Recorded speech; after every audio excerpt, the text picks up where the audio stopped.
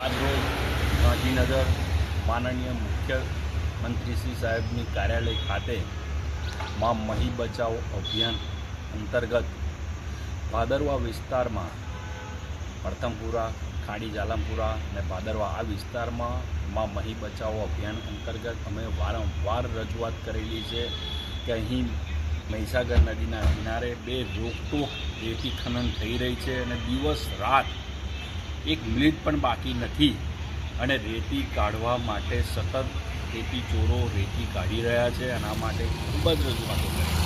મુખ્યમંત્રીશ્રીને આજે ઓફિસે કાર્યાલયે રૂબરૂ મુલાકાત કરીને આપવાનું આવેદનપત્રનું કારણ આટલું જ કે આના ઉપર રોકટોક લાગવામાં આવે. સરકારી તંત્રનો કોઈ પણ પ્રકારનું નિયંત્રણ હોય એવું લાગતું નથી અને તેઓ પણ સરકારી તંત્ર પણ જ્યારે પણ આવે ત્યારે ફોન કરીને આવે છે એટલે ગાડીઓ તે દિવસે મળતી જ નથી.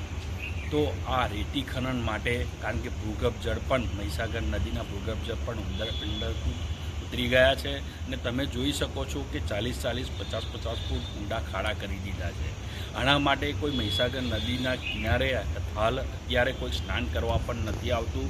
મહીસાગર નદી એ પવિત્ર સ્થાન છે છતાં પણ કોઈ સ્નાન કરવા પણ નથી આવતું. એક ભય અને એક બીક કે ભાઈ ક્યાં ઘડી ખાડો આવશે અને આપણું મૃત્યુ આવી જશે એ કોઈને ખબર નથી. એટલે ભૂતકાળમાં પણ મરી જવાના ઘણા જ બનાવો બનેલા છે.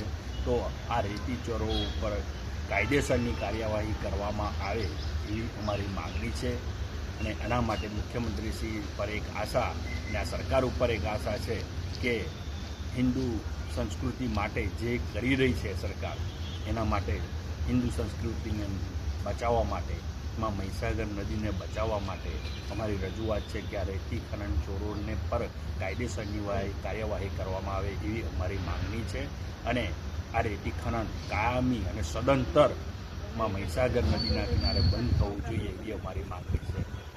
મહેન્દ્રસિંહ રાણા, પૂર્વ સરપંચ, ભાદરવા.